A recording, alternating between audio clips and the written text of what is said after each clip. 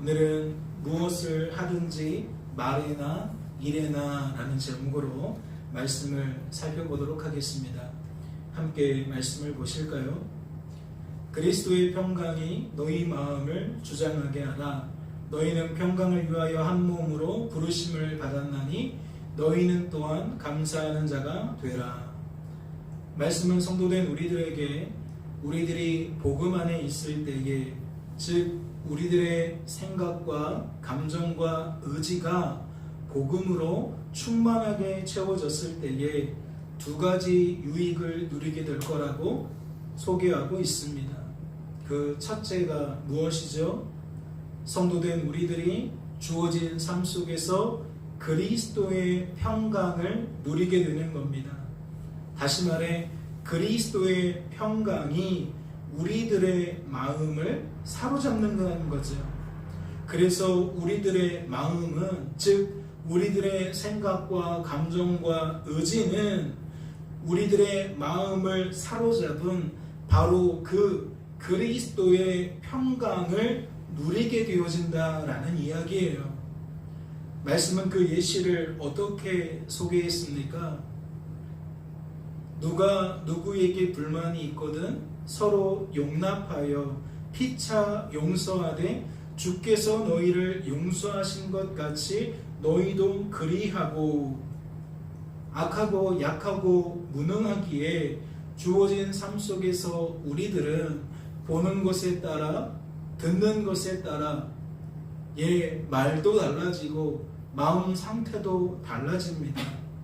때로는 보고 듣고 말하는 것들을 통해 이런 이유에 사로잡히고 저런 이유에 사로잡혀서 때로는 나를 향해, 때로는 타인을 향해 수시로 무엇을 품게 되죠? 불만을 품게 되어집니다. 나의 이러한 점들이 못마땅해서 불만이 우리의 마음을 사로잡게 된다는 거죠. 불만이 타인을 향해 사로잡게 되어진다는 거예요. 그럼에도 불구하고 말씀을 보니까 나를 또는 타인을 무엇하게 되는 것으로 소개했습니까? 용납하게 되는 것으로 소개했습니다. 나를 또는 타인을 용서하게 되는 것으로 소개했다는 거예요. 사랑하는 성도 여러분, 그렇다면 묻지 않을 수가 없습니다. 무엇이 이러한 결과를 가능하게 만들었을까요? 나는 분명 내 자신의 무언가가 못마땅해서 불만을 품게 되었을 거잖아요. 그런데 과연 무엇이 그러한 내 자신을 용납하고 용서하도록 만들었겠냐는 겁니다. 나는 저 사람이 못마땅해서 불만을 품게 되어졌을 텐데 과연 무엇이 나로 하여금 저 사람을 용납하고 용서하게 만들었겠냐는 거죠. 주께서 너희를 용서하신 것 같이 너희도 그리하고. 성도된 우리들은 이 말씀 속에서 무엇을 읽어낼 수 있어야 합니까? 성부, 성자, 성령 하나님께서 하나님의 구원 계획을 따라 그리할 수 없는 우리들을 그리하도록 만드셨다는 것을 읽어낼 수 있어야 합니다. 잘 생각해 보세요. 주께서 너희를 용서하신 것 같이. 이는 무엇을 드러내는 겁니까? 이는 하나님께서 하나님의 구원 계획을 따라 우리에게 하신 일을 드러내는 겁니다. 하나님이 하나님의 뜻을 따라 우리에게 하셨던 일들을 드러낸다라는 거죠. 골로새서 말씀을 잘 기억해 보세요. 잘 더듬어 보세요. 우리는 무엇을 확증할 수 있었습니까?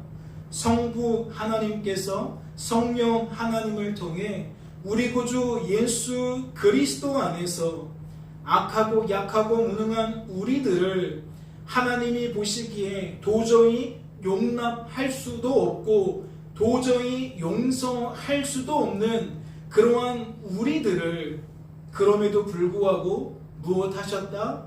용납하셨다는 거예요. 우리들을 용서하셨다는 거지. 우리는 마땅히 흑암의 권세에 짓눌려 있다가 멸망을 피할 수 없었어요. 그게 우리의 결국 우리의 마지막 모습이었다고요. 그런데 그 궤도를 누가 틀은 거죠? 성부 하나님께서 예수 그리스도를 통해 우리 죄를 속량하심으로써, 우리 죄를 사해 주심으로써 우리의 장래를, 우리의 미래를 바꾸어 주신 거예요. 다시 말해 용납의 대상이 아닌데, 용서의 대상이 아닌데, 하나님은 하나님의 구원 계획을 따라 그럼에도 불구하고 우리들을 용납하고 용서해야 되는 이유를 예수님을 통해 친히 만드셨다는 것이고, 그 예수님을 통해 자격 없는 우리들을 용납하셨다는 거예요. 용서하셨다는 거예요. 다음 말이 무엇입니까? 주께서 너희를 용서한 것 같이 너희도 그리하고 라는 거예요. 그렇다면 이것은 무엇을 드러내는 걸까요? 하나님이 우리에게 이와 같이 하셨는데 너 그런 식으로 하면 돼? 라는 이야기일까요? 하나님이 우리에게 이와 같이 하셨는데 너도 이 정도는 해야 하지 않아? 그런 뜻일까요? 우리가 언뜻 보면 원래 우리가 품고 있는 생각으로 말씀의 의미를 해석하려고 하기 때문에 쉬운 방향으로, 그냥 표면적으로 드러나는 방향대로 그렇게 해석할 수도 있어요.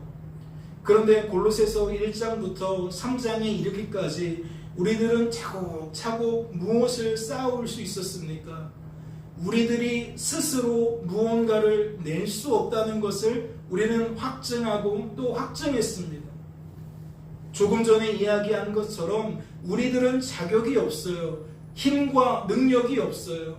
그런데 우리의 미래가 달라질 수 있었던 거, 우리의 상태가 달라질 수 있었던 거, 그건 우리들이 스스로 그리한 것이 아니라 하나님이 스스로 그리하셔서 우리에게 그와 같은 미래를 펼쳐주셨기 때문이에요.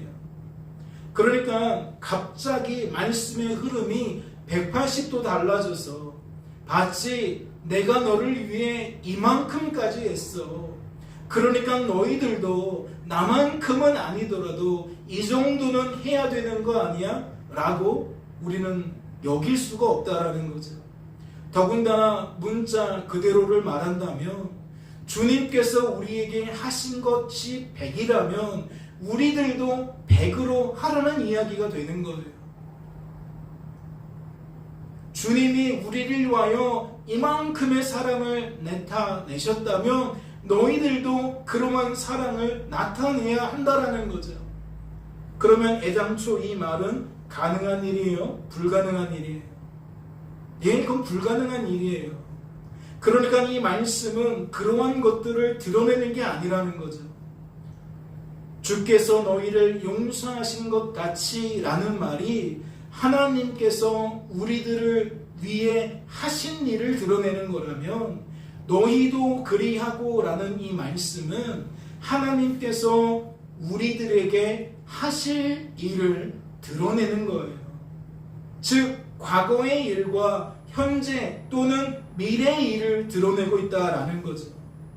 주께서 너희를 용서하셨다라는 것은 우리가 성도로 세워지는 것을 의미한다면 너희도 그리하고 라는 것은 하나님께서 우리를 끊임없이 성도로 보존해 주신다는 것이고 꾸준히 우리들이 성도다운 삶을 살아갈 수 있도록 만드신다라는 이야기를 드러내고 있다라는 겁니다. 잘 생각해 보세요. 우리들은 하나님 때문에 성도가 되었지만, 우리 구주 예수 그리스도를 나의 주 나의 하나님으로 영접했지만, 세례도 받았지만 여전히 스스로의 힘과 능력으로는 성도로 보존될 수 있습니까? 우리가 성도다운 삶을 살아갈 수 있나요? 여러분이 세례받은 것 때문에 여러분은 과거와 180도 달라졌습니까? 삶이 완전히 달라졌나요? 과거의 모습은 전혀 찾아볼 수 없는 상태가 되셨냐는 겁니다. 그렇지 않죠? 무엇을 강증하는 겁니까?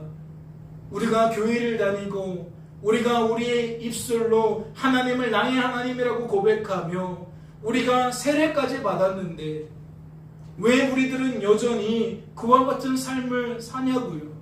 무엇을 나타내는 거예요? 우리들은 스스로의 힘과 능력으로는 여전히 성도가 될 자격이 없다는 거예요. 우리를 성도로 만들 힘이 없다는 거죠. 성도다운 모습으로 우리들을 바꾸어갈 만한 힘과 능력이 없다는 이야기입니다. 그러니까 하나님께서 성도된 우리들을 향해 너희도 그리하라고 말씀하셨지만 내가 너희를 용납한 것처럼 너희도 피차 용납하고 내가 너희를 용서한 것처럼 너희도 서로 용서하라고 말씀하셨지만 우리들은 그러한 하나님의 뜻을 따라 도저히 살아갈 수가 없다라는 거죠. 그렇다면 묻지 않을 수가 없습니다. 하나님께서 그러한 우리들의 상태를 모르고 계셨을까요? 모르셨기 때문에 이렇게 요청하신 걸까요? 아니죠. 하나님은 누구보다 우리들에 대해서 잘 알고 계십니다.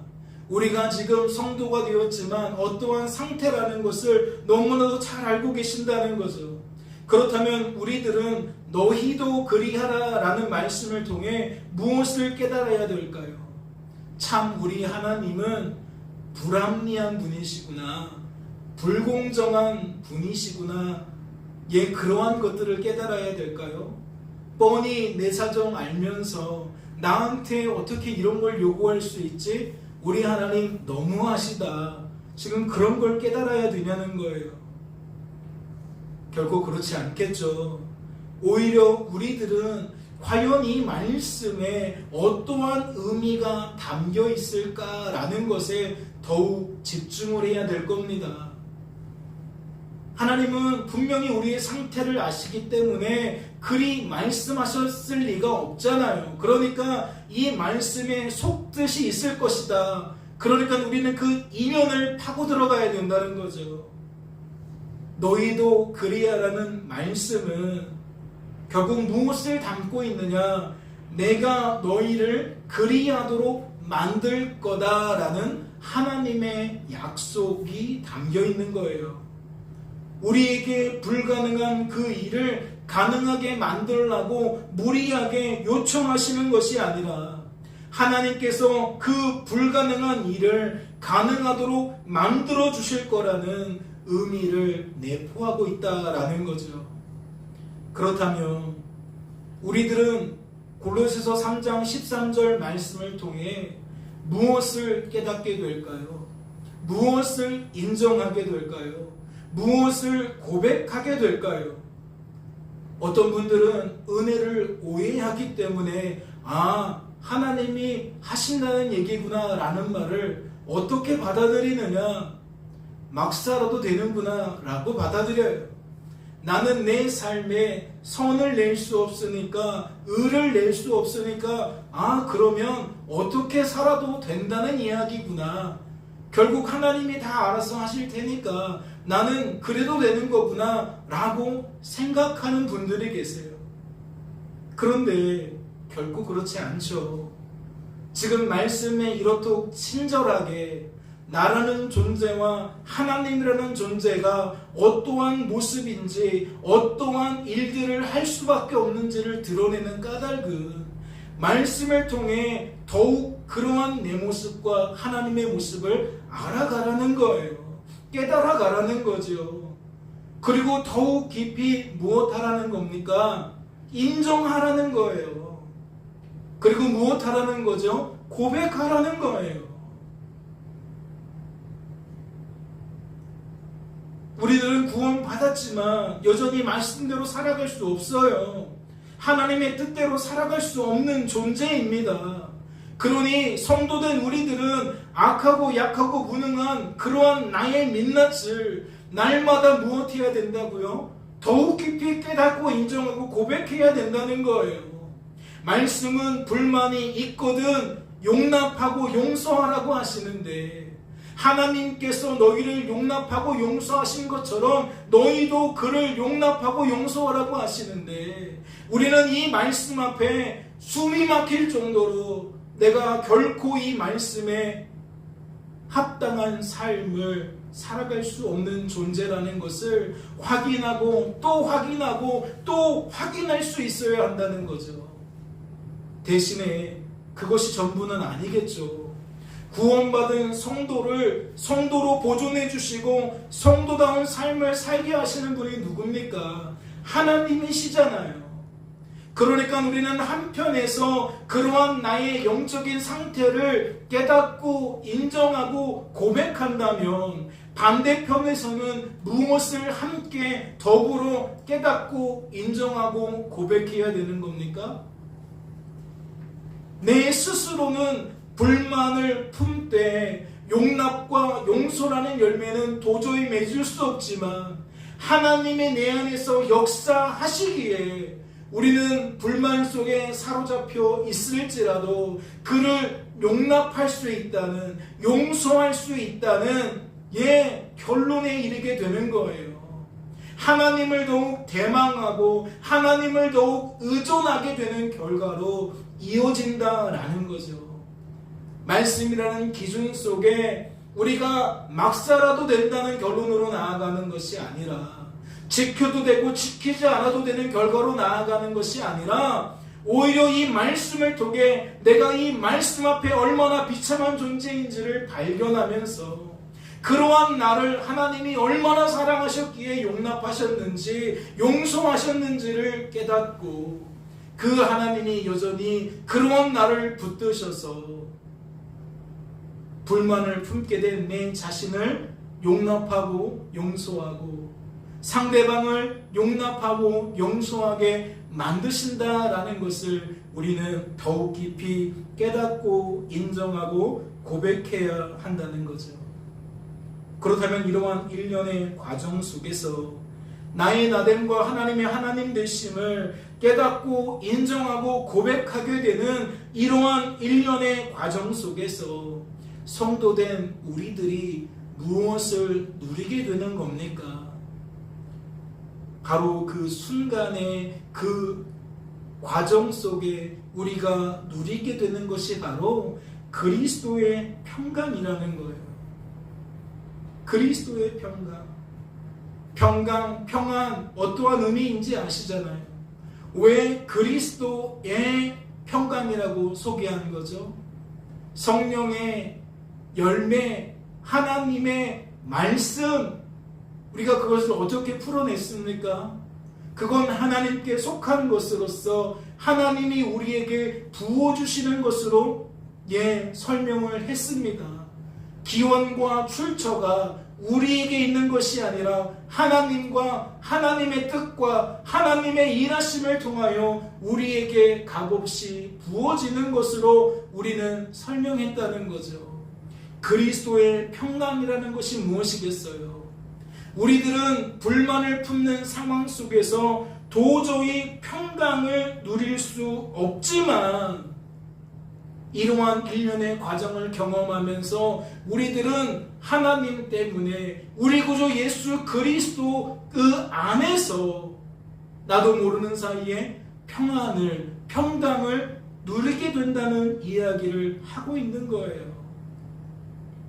말씀을 통해 나의 나됨을 더욱 깊이 깨닫고 인정하고 고백할수록 우리들은 수치심과 부끄러움과 우리들을 향한 더 강한 미움을, 분노를 경험하는 것이 아니라, 말씀을 통해 성령의 역사를 통하여 나의 민낯을, 나의 죄인됨을 발견하면 발견할수록 그러한 나를 위하여 십자가 대속에 사랑을 행하신 성부, 성자, 성령 하나님의 그 은혜가 무엇인지 내 마음을 후벼 파서 결국 내 마음 상태를 무엇으로 바뀐다?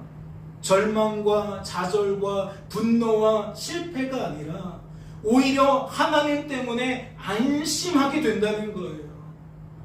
나는 이렇게 비참한 존재이지만 내 자신 스스로도 통제할 수 없어서 쉬 분노하고 쉬 짜증내고 쉬 답답해하고 불안해하고 그렇게 두려워하며 살아갈 수밖에 없는 존재이지만 그런 나를 위하여 하나님이 그런 일들을 하시는 거고 과거에만 그 일을 하시는 것이 아니라 지금도 하고 계시고 앞으로도 그 일을 하신다라고 말씀하시니까 우리는 그 하나님 때문에 우리 스스로 누릴 수 없는 그 평강을 하나님 때문에만 누릴 수 있는 그 평강을 누리게 된다라는 그 이야기를 하고 있다라는 거죠. 다시 말해 그리스도의 평강이 우리들의 마음을 강하게 붙드는 것을 말하고 있다는 거예요. 나의 실패를 통해서나 나의 성공을 통해서나 즉 말씀대로 살아가는 나의 모습을 통해서나 말씀대로 살아가지 못하는 나의 모습을 통해서나 우리들은 양면의 상황 속에서 무엇 때문에 평안을 누릴 수 있게 되어지는 것이냐? 오직 하나님 때문에 복음 안에서만 그리스도의 평강을 누리게 된다는 거죠. 그렇다면 다시 말씀을 주목해 주세요.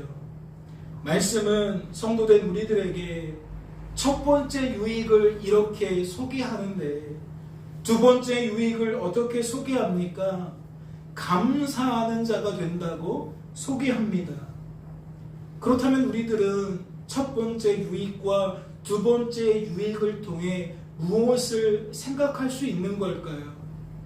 첫 번째 유익은 우리가 지금 살펴본 의미를 잘 되짚어 보세요. 어디에서 일어나는 일입니까? 우리의 외적으로 일어나는 일입니까? 내적으로 일어나는 일입니까? 그리스도의 평강이 우리의 마음을 주장한다 그랬어요. 우리의 입술을 주장하는 것이 아니라 우리의 마음을 주장한다 그랬다고요. 그러면 이건 외적인 거예요? 내적인 거예요? 우리의 내적인 거죠. 우리의 내면에 속한 일인 거죠.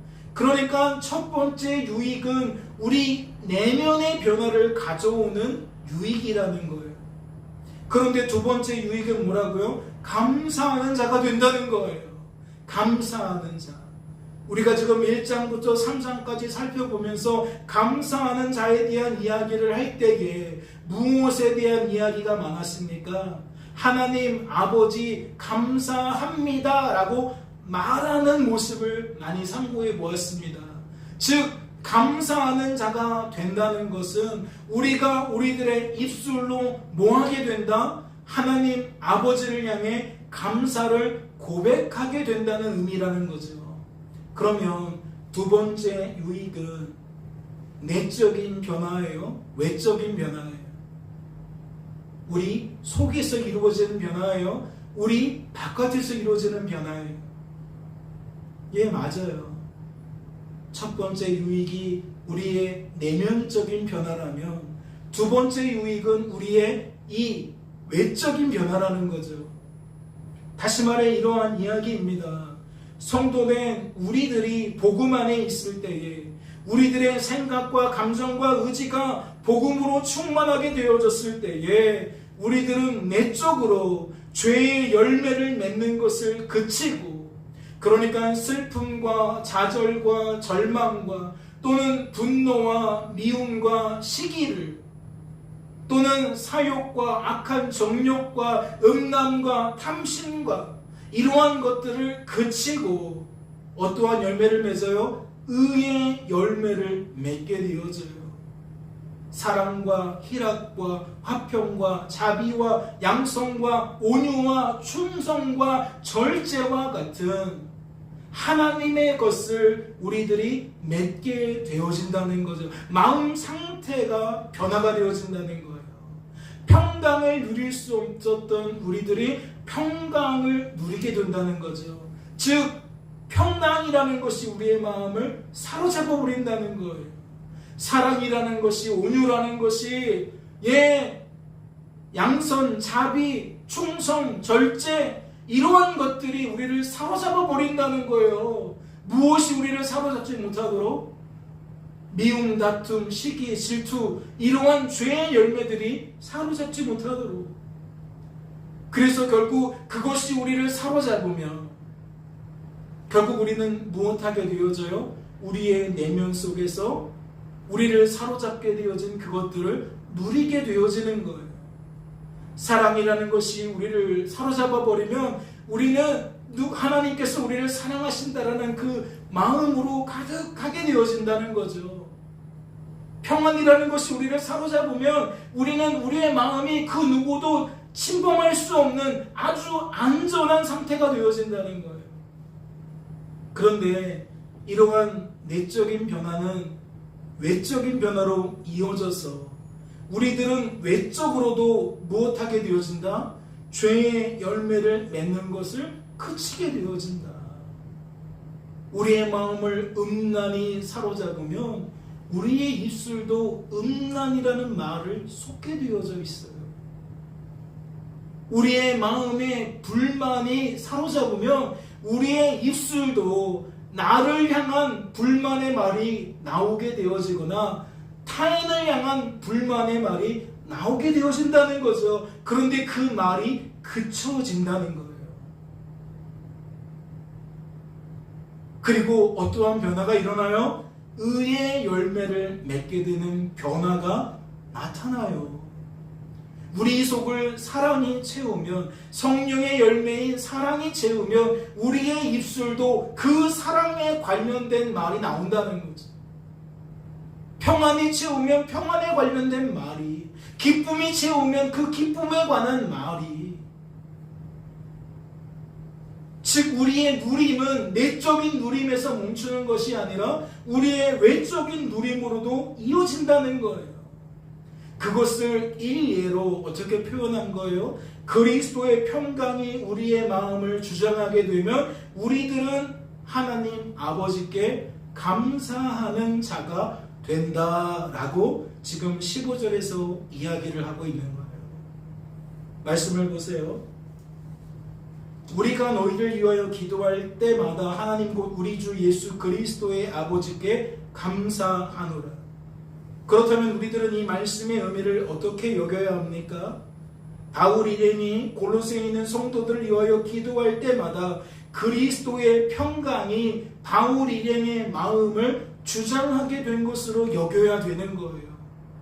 누군가를 위하여 기도하는데 하나님이 우리의 마음을 이렇게 평강으로 사로잡으니까 우리의 마음 상태가 평강으로 완전히 가득 차 버리게 되니까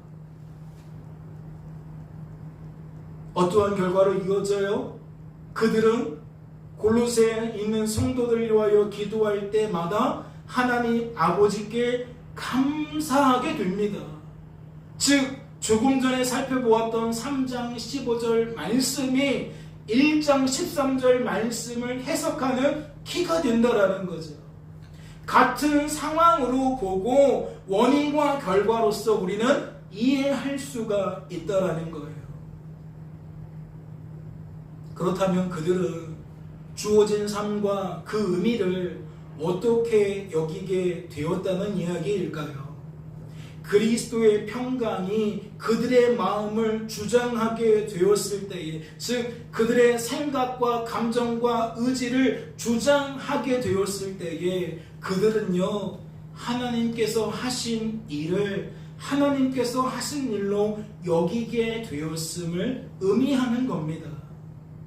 이어지는 말씀도 보세요. 그들은 하나님 아버지께 감사하는데 이어지는 말씀을 보니까 무엇을 나타내고 있죠? 이는 그리스도 예수 안에 너희의 믿음과 모든 성도에 대한 사랑을 들었으며. 지금 이 4절 말씀에 나타나는 게 뭐예요? 골로새에 있는 성도들이 성도로 세워졌다는 이야기예요. 성도로 보존되었다는 얘기고 성도다운 삶을 살게 되었다라는 거죠. 그런데 바울 일행은 그 소식을 듣고 어떻게 여기게 되었다? 하나님께서 저러한 결과를 만드신 거구나 라고 여기게 되었다는 거죠. 그렇다면 무엇이 그것을 가능하게 만들었을까요? 그 배경에는 어떠한 이해가 있었겠냐는 거죠. 바울 일행에게는 하나님 외에는 결코 그들을 성도로 세우고 보존하고 성도답게 만들 수 없다는 이해가 있었던 거예요. 아, 저 사람들이 예수 믿게 되어졌네. 예수 믿고 난 다음에 저렇게 하나님이 기뻐하시는 마음의 열매, 그 입술의 열매를 맺고 살아가네. 하나님 외에 누가 저들을 저렇게 만들 수 있을까? 아, 하나님이 하신 일이구나. 이 모든 것들이 뒤에 다 녹아 있다는 거예요. 그러니까 그들은 어떻게 말하는 거예요? 그들의 입술로 하나님 아버지 감사합니다 라고 말하게 되어지는 거예요.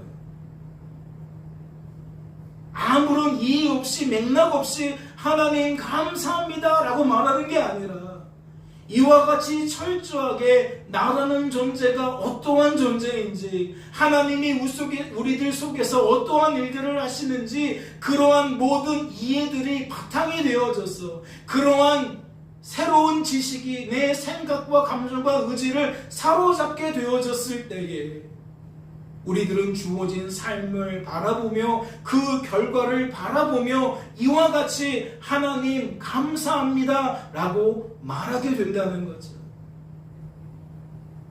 무엇이 흔들리지 않으니까 아, 역시 하나님만 하나님이시구나. 아, 인생의 주관자와 구원자는 오직 하나님이시구나.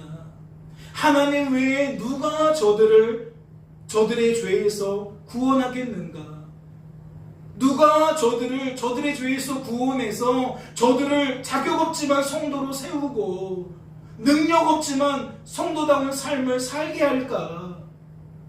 그렇지, 하나님밖에 없지. 하나님 외에는 그렇게 할 수 있는 존재가 없어. 그러니까 그러한 이해가 바탕이 되니까 기도하면서도 하나님 아버지 감사합니다 라는 말을 빼놓을 수가 없는 거죠. 우리에게도 그러한 이해가 있다면 우리의 삶 속에서 오늘도 우리들이 분노하지 않게 된 거, 짜증내지 않게 된 거, 불만을 품지 않게 된 거, 아니 설령 그러한 삶들을 살았다 할지라도 그걸로 끝나는 것이 아니라 용납하게 되어지고 용서하게 되어지고 그러한 모습들 속에 살 수 있었다면 우리는 어떠한 소리를 낼 수밖에 없어요? 우리 안에 계신 하나님이 오늘도 이와 같이 나를 붙들어 주셨구나. 하나님 아버지 감사합니다. 내가 오늘 보고 들은 것 때문에 마음이 많이 무너졌는데 무너질 수밖에 없는 나를 깨닫게 하시고 나를 거저두지 아니하시고 이렇게 다시 일으켜 주시니 회복시켜 주시니 하나님 너무 감사합니다. 나를 이와 같은 상태에서 이끌어내시는 분은 하나님밖에 없습니다 라고 말하는 거예요.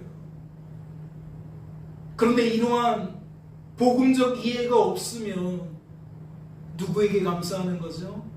엄마, 아빠 고맙습니다. 선생님 고맙습니다. 야, 역시 너밖에 없다. 내 베스트 프렌드 너밖에 없어. 내 마음 헤아려 주는 거 너밖에 없어. 예, 엉뚱한 소리 하는 거죠. 마땅히 하나님께 감사해야 될 때에 그 원인을 하나님으로 생각하지 못하니까 하나님이 아닌 것을 향하여 감사하게 되어지는 어리석음이 우리 안에 가득하게 되어질 수밖에 없다는 거예요. 그렇다면 말씀을 보세요. 또 무엇을 하든지 말이나 일이나 다 주 예수의 이름으로 하고 그를 힘입어 하나님 아버지께 감사하라. 말씀은 지금 무엇을 드러내고 있는 걸까요? 사실 조금 전에 우리들이 살펴보았던 바로 그 부분을 드러내고 있는 거예요. 이 말씀을 보면서 우리들은 무엇을 읽어낼 수 있어야 되느냐? 아, 지금 17절 말씀은 하나님만 하나님이심을 드러내고 있는 거구나. 인생의 주관자와 구원자는 오직 하나님밖에 없다는 것을 드러내고 있는 거구나. 그러니 어찌하라는 거예요? 이 말씀을 통해 그와 같이 복음을 깨닫게 되어졌으면 인정하고 고백하라는 거예요. 이제 무엇을 하든지 말에나 일에나 다 주 예수의 이름으로 하라는 이야기, 어떠한 의미를 담고 있느냐? 모든 말과 모든 일 속에 그러한 하나님의 하나님 되심을 인정하며 하라는 거예요. 학생으로서 공부하고 시험 치는 것과 직장인으로서 회사에 출근해서 자신의 업무를 수행하는 것과 가정에서 부모의 역할, 자녀의 역할, 교회에서 목회자의 역할, 리더의 역할, 또 성도의 역할, 다 어떠한 모습으로 행하라는 거예요. 그 복음 안에서 말하고 그 복음 안에서 일하라는 거예요. 다시 말해 하나님 외에는 그 누구도 우리들을 성도로 세우고 보존하고 성도답게 할 수 없다는 것을 인정하며 말하라는 거죠. 인정하며 일하라는 거예요. 그렇다면 그를 힘입어 하나님 아버지께 감사하라는 것은 무엇을 드러내는 걸까요? 하나님께서 우리들이 그리 할 수 있도록 만들어 주시겠다는 하나님의 약속을 드러내는 거예요. 하나님의 비전, 하나님의 계획을 우리들에게 친절하게 알려준다는 거죠. 그러니 무엇 또한 것과 맥락이 비슷해요.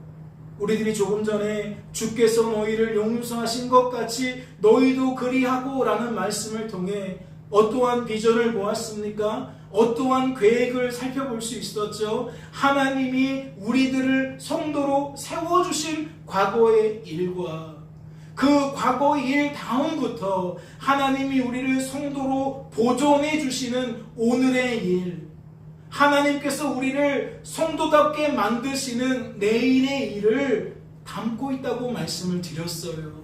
하나님의 계획이 무엇인지 주께서 너희를 용서하신 것 같이 너희도 그리하고 라는 말씀을 통해 우리들은 읽어낼 수 있었다고요. 그런데 지금 그 맥락이 조금 전에 살펴본 이 17절 말씀에서도 그대로 반복되고 있는 거예요. 또 무엇을 하든지 말에나 일에나 다 주 예수의 이름으로 하고 무엇을 힘입어? 그를 힘입어 하나님 아버지께 감사하라. 그러니까 그를 힘입어 라는 이 말이 앞에 말도 수식하고 뒤에 말도 수식하는 거죠.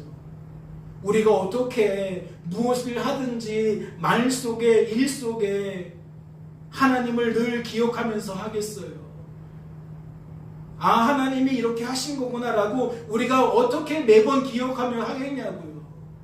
나도 모르는 사이에 우리들은 또 내가 저 사람이 그러고 있지 않겠어요?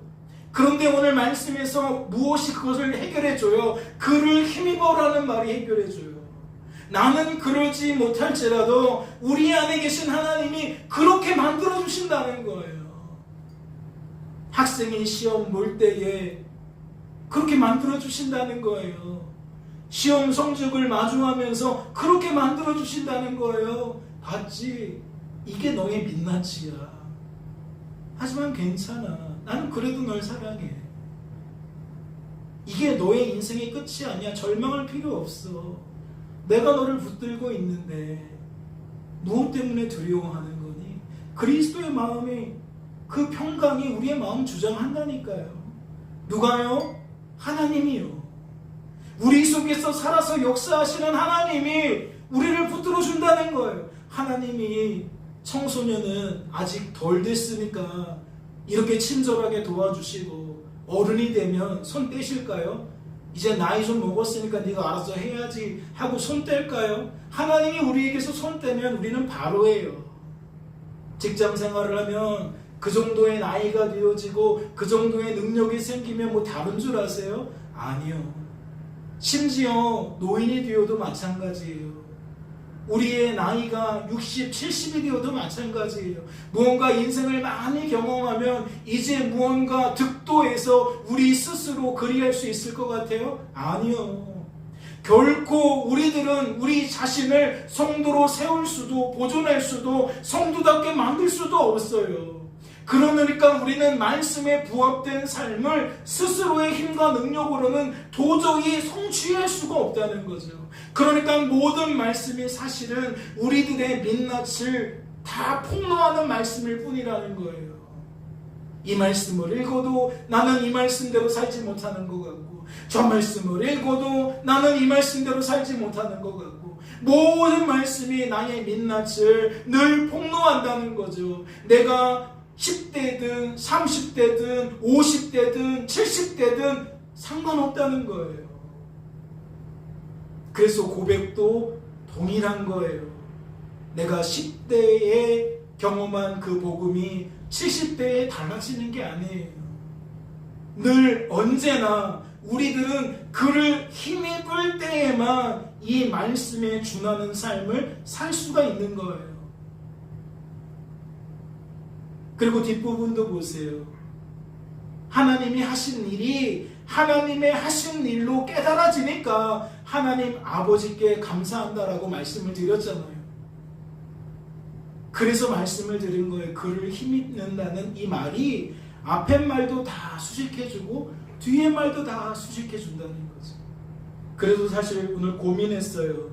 설교의 제목을 그를 힘입어 라고 할까? 그런데 그를 힘입어 라는 말보다 우리의 일상에 조금 더 와닿는 말이 무엇을 하든지 말해나 이래나 라는 것은 아닐까 싶어서 제목을 그렇게 정했을 뿐인 거예요. 사실 오늘도 이 말씀의 핵심은 그를 힘입는 것이 전부예요. 우리들은 우리들의 삶 속에서 나 자신을 또는 타인을 바라보고 의지하고 자랑하는 것이 자연스러운 반응이 아니에요. 복음 안에 있는 우리들은, 하나님 때문에 성도가 된 우리들은 하나님만 바라보고 의지하고 자랑하는 게 자연스러운 반응이에요. 그러나 영적으로 잠이 든 성도는 성도라 할지라도 자연스러운 반응을 나타낼 수가 없어요. 세례 안 받아서 그런 것도 아니고 교회 다닌 지 얼마 되지 않아서도 아니에요. 나이가 어려서도 아니에요. 누구나 다 동일한 거예요. 오늘도 말씀을 통해서 나라는 존재를 확인하셨고 내 안에서 역사하시는 하나님을 확인하셨잖아요. 남은 한 주간의 삶 속에서도 동일한 메시지로 격려하고 축복하기를 원합니다. 그리스도의 평강이 우리의 마음을 주장하게 될 거예요. 우리는 하나님 때문에 감사하는 자가 될 거예요. 그러니까 그 일이 하나님께서 하신 일로 여겨졌을 때에 그 무거운 입술이 가벼운 입술로 변화되어졌어. 하나님 감사합니다. 작은 소리로든 큰 소리로든 그렇게 점점 더 고백되어지네. 그래서 우리 성도 한 사람 한 사람이 그러한 고백을 내면서 그것이 메아리가 되어지고 아름다운 울림이 되어서 하나님께 영광 올려드리는 찬양이 되어질 수 있기를 주님의 이름으로 소망합니다. 잠시 기도합니다. 하나님 아버지 감사합니다. 우리를 너무나도 사랑하심을 오늘도 깨닫게 됩니다. 우리가 이 예배의 자리에 설 수 있는 것은 오직 하나님의 은혜입니다. 하나님께서 하나님의 뜻을 따라 우리들을 인도하시고 보호하신 결과입니다. 그러니 우리들은 이러한 하나님의 손길을 경험할 때마다 입술로 하나님께 감사로 영광 올려드릴 수밖에 없습니다. 남은 한 주간의 삶 속에서도 우리들은 다양한 것들을 보고 듣고 말하게 되어질 텐데 오늘 확인한 말씀처럼 어떠한 일들 속에서든 어떠한 말과 그 행함 속에서든 우리들은 그 속에서 그를 힘입어 하나님께 감사하는 자가 되어질 수 있도록 그리스도의 평강에 우리의 마음을 주장하여 주시옵소서. 주께서 친히 역사하여 주실 줄로 믿고 감사드리며 이 모든 말씀 우리를 주에서 구원하신 예수님의 이름으로 기도하옵나이다. 아멘.